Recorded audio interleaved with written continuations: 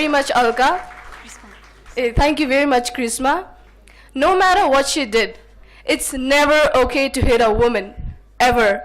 With this, we'd like to call our next participant, Rakpa Chodan Lama from Trinity International College on the topic Economic Abuse Against Women.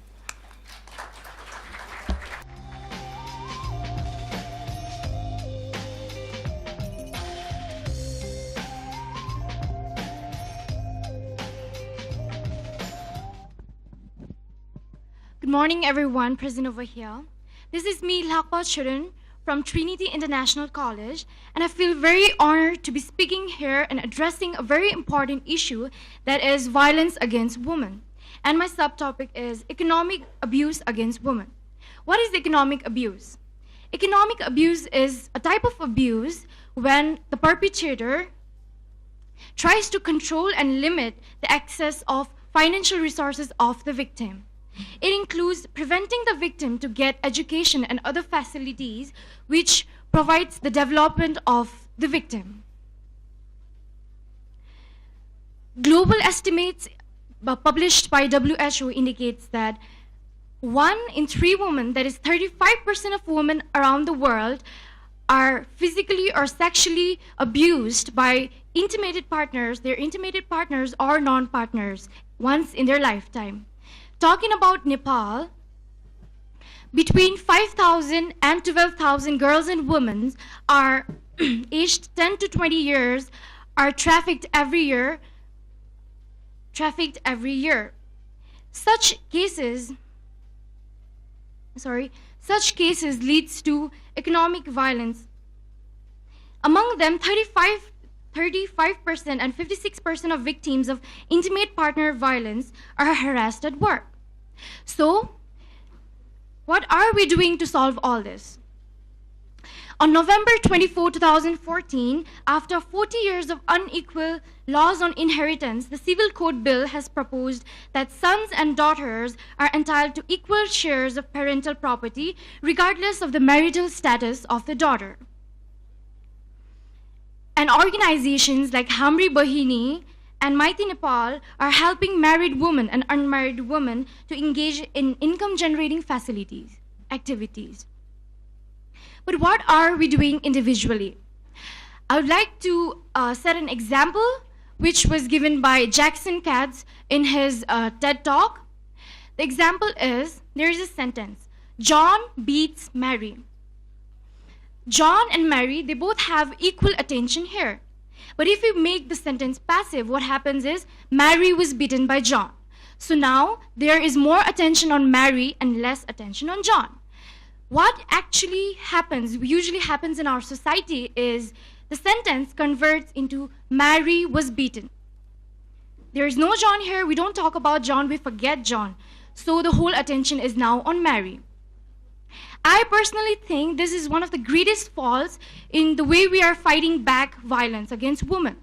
Because the whole focus is on Mary, so that there will be people who will pity her because she's the victim, and there will be people who will blame her because of what she suffered for. And my next topic is, my next point is that when we say gender issues are not really regarded as gender issues. Gender issues has become a synonymous word to women's issue. We never regard gender as a men's problem. It's not a men's problem. So men ignore them. So what we need to do is, we need to regard gender issues as gender issue, regardless of whether it's a man or a woman. So I think that women's issue, like violence against women and harassment at work and all that, it's not only women's problem, but also men's issue. Because, for example, when a perpetrator violences a victim, it not only affects the victim directly, but what happens is that he or she, the perpetrator, affects the whole people around there. So I end the speech on a question that, as Dalai Lama, His Holiness the 14th Dalai Lama said, why is it that we are in a time when there is much in the window but nothing in the room? Thank you.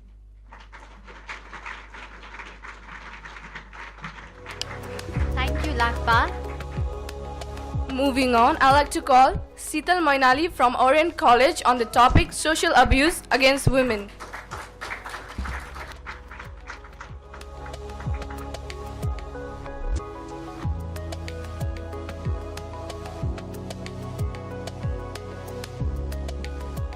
Warm good morning to everyone. It's me Sital Munali representing the Orient College. Today I am here going to deliver a speech on violence against women and a subtopic social abuse to women.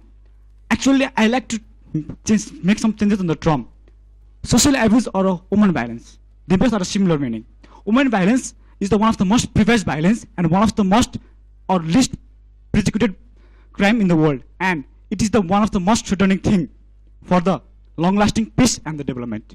According to the United Nations Declaration for the Elimination of Violence Against Women, it is stated that any gender-based violence that is likely to result on sexually, physically, or emotionally violence to the woman regarding on private or public life is called woman violence. Woman violence is rampant all over the world. Such violence is the human violence that manifests itself on different factors, including violence of a girl on custody, on a domestic life, acid attack, dowry death, and so on. There is an unbroken spectrum in every woman's life who have been violated by the woman, who have been violated by the woman and the men who exert the control over them. According to the Amnesty International of Nepal, they have said that 1 in every 3 women is beaten in their whole life. 70% of the women are physically and sexually tortured by the male and female both, and 50% of the girls all over the world are sexually assaulted, and they are of under 16. Don't you think this is a miserable condition in the world?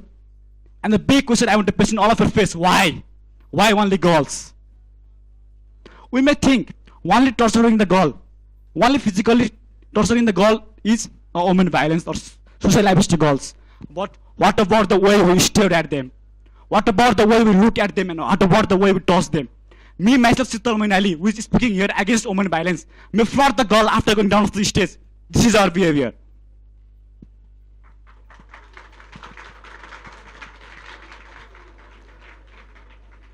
Around 2.5 million people are trafficked all over the world, and 80% of them account to be women and girls. Again, why? Is everything going in this world is fair to the girls?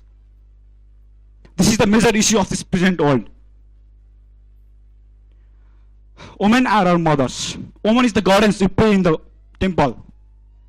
Woman is our love. Woman is our sister, and woman is our fiancée. But what is the behavior we do towards them? We may speak about the woman violence. In every page of literature, there is a saying of supporting to woman violence. In the every page of law, there is a supporting agent of woman violence. But in a practical, we all make our sister and mother to do the work, and we relax on the sofa and watching the TV. This is the reality of our real life. Whatever we see on the stage, whatever we do on the home, that makes the difference. In everyone's life, there is a female. In everyone's life, female or woman plays a vital role to do, in a vital role to get a success. But I said but. And I think you realize what I'm going to say. We don't do it in practical. Yes, we don't do it in practical. If only we do everything in a practical, one day, I am surely going to say that one day, woman and empowered will out to be a synonym.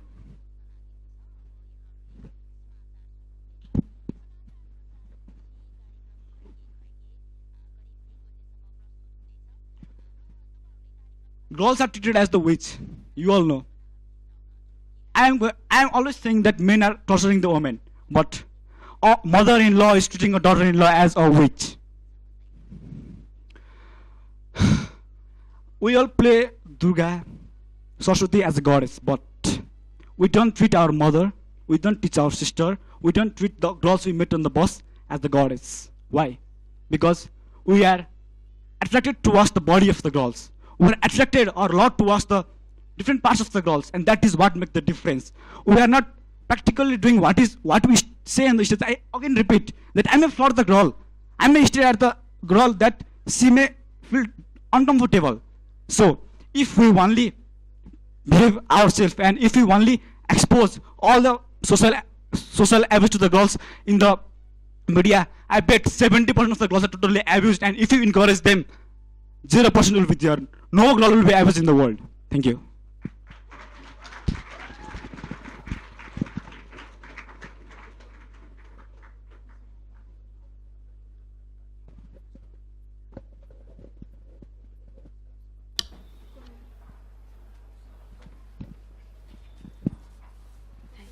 Thank you. Thank you, Seetal. Now moving on, I would like to call Asutosh Sapkota from Breezewater International College on the topic Women-Based Gender Discrimination.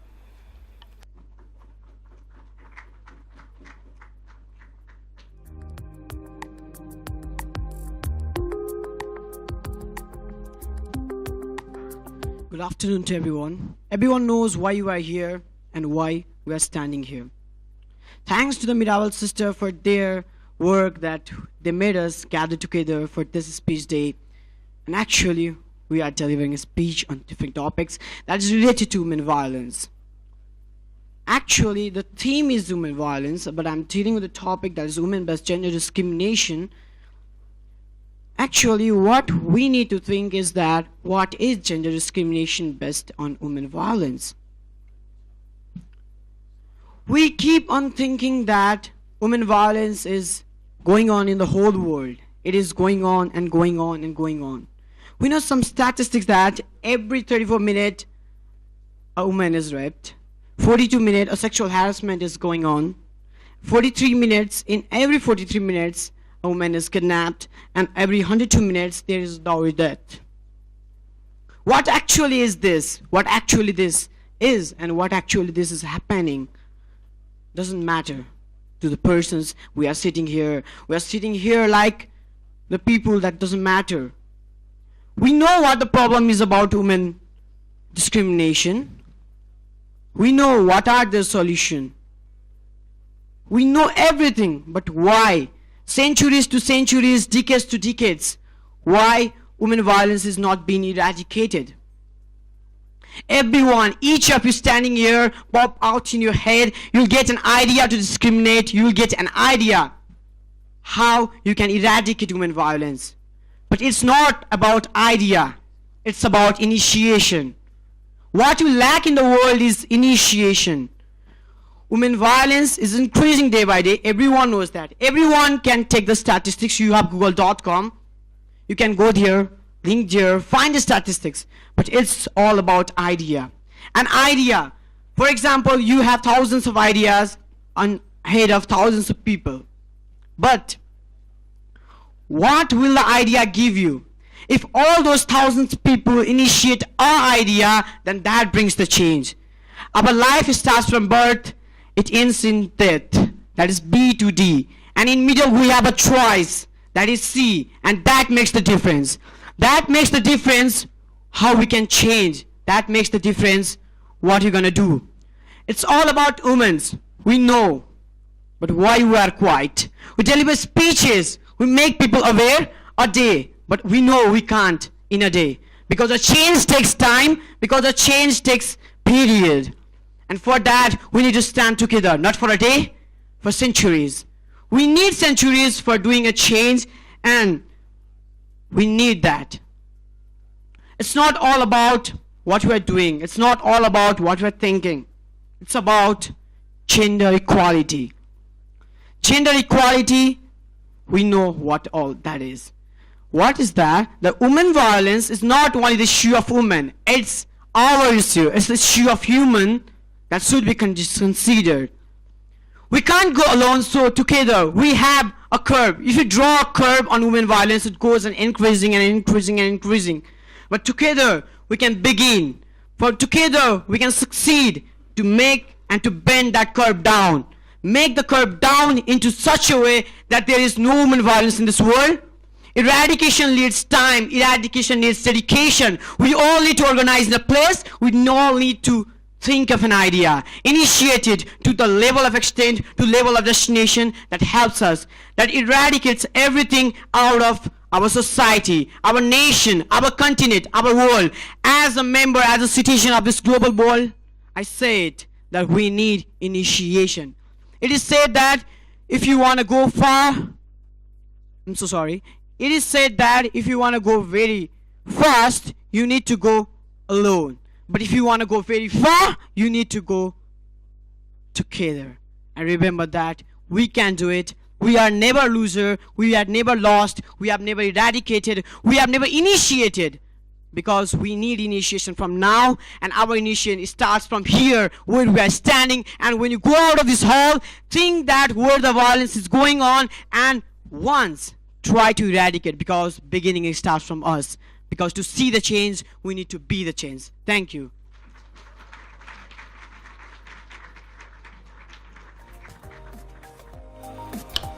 Thank you, Asutosh Sapkota. Now, I'd like to call Smaran Rai from Orient College on the topic Violence Against Women Empowerment.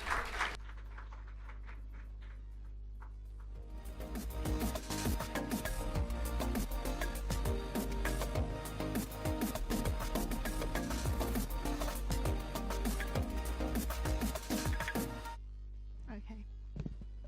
Hello and good morning, beautiful people, honorable judges, and my dear audience. I am Smaran Rai, representative of the Orient College A-Levels, and I stand here before you all to address a matter that is very serious and profound. It's a matter that cannot be neglected nor ignored.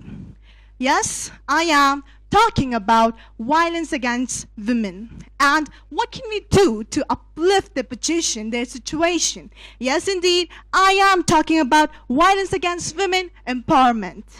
Well, the Wikipedia defines violence against women as violence that is based on gender, meaning that the acts of violence is committed against women, especially expressly because they are women. Rape, wage inequality, forced marriages, sexual harassment, etc. are examples of these assaults that are committed towards women. Well, friends, the thing that breaks my heart the most is that women have to go through all these assaults throughout her life cycle. At no stage of her life she feels secure or immune. It's not like the high school or the middle school bullies that we might have experienced, I admit, which are, cruel and not good, but they are temporary, right? But, my friend, this, on the other hand, is a bully for a lifetime. A bully that not only mentally, but also psychologically and emotionally tortures and breaks a woman down.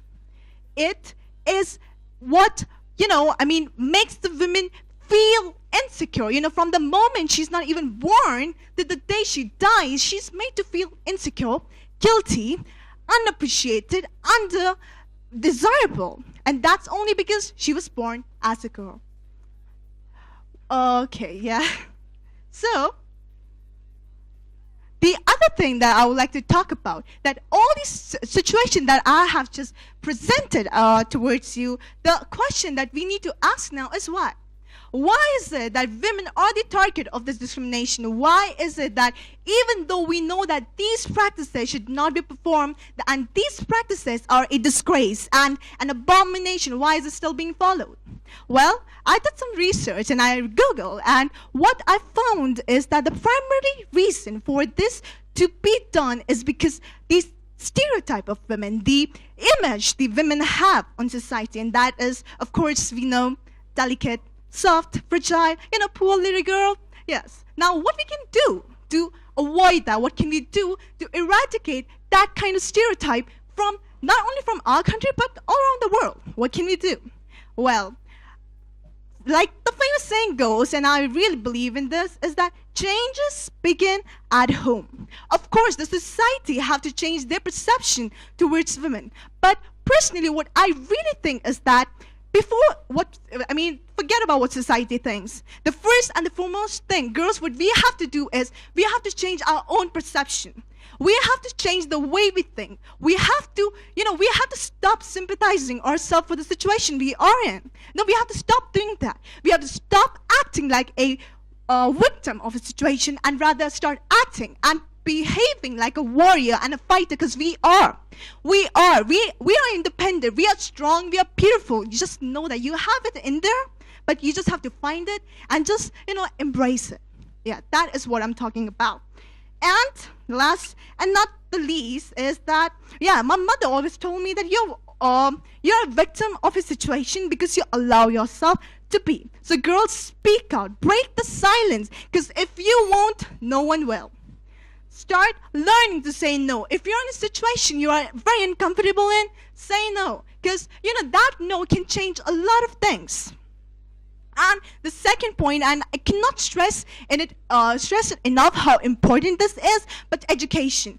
Education is the key of every problem. It's the solution of everything. If you are educated, then the problem is the half problem is solved right there. So with this, I would like to just end my speech. And girls, if there's any time that you feel insecure or intimidated by anything, just remember our Queen Bee Beyonce and say it out loud like she did. Who won the world? Girls, girl power, peace. Thank you.